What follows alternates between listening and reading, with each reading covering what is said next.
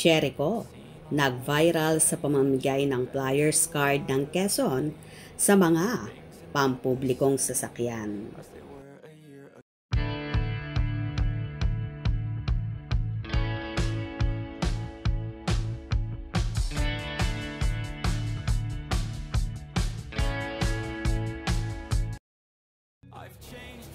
Sa kalagitnaan ng pagdinig sa flood control project, anomaly, mistula namang nangangampanya si Jericho Rosales sa kalsada, sa mga pampublikong sasakyan at iba pa.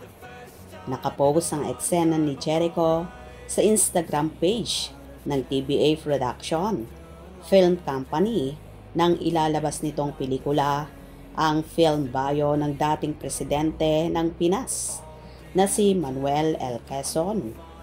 Mapapanood sa video si Jericho na nakasakay sa isang pampasaherong jeep na namimigay ng flyer card ng kanyang movie project.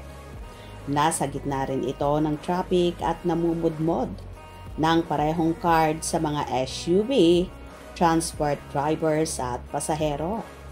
Sabi nga sa caption, kung saan-saan na lang makikita si Presidente na nagpo-promote.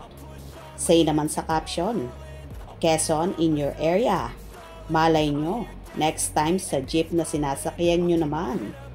Through the downs and lows and we're all going live. Still nobody knows, but I'ma choose what's right and take what comes and goes. And ain't no one in life holding me back no more.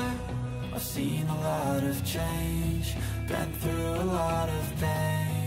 Some things are not the same as they were a year ago, but all will be okay. I move on each and every day. The past is where it stays, way back a year ago.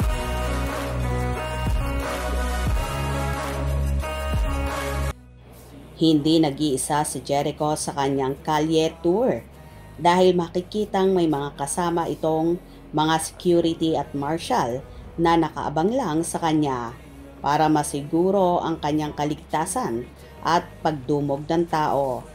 Ang isa ay madalas nang makita sa dating compound ng TV network ng aktor. Mabilis sa mga galaw ng aktor na pagkabigay nito ng card, umaalis na agad ito. Natukoy naman ang mga netizen kung saan namudmod ng card si Jericho at ito raw ay sa Iloilo. At Melissa B. 220, parang house to house lang nung election boy. At Lucis Guerra, daig pa niyang nangangampanya para presidente. Ha ha ha ha. President na siya ng Janine Gutierrez Fans Club, PL.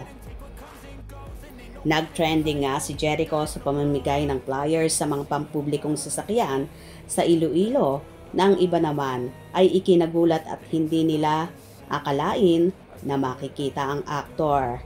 Ganito nga kasigasig si Eko at ng buong team Quezon na ipromote ang kanilang napakagandang pelikula na mapapanood na ngayong darating na October 15, 2025. Kung nagustuhan nyo ang video na ito, comment down below.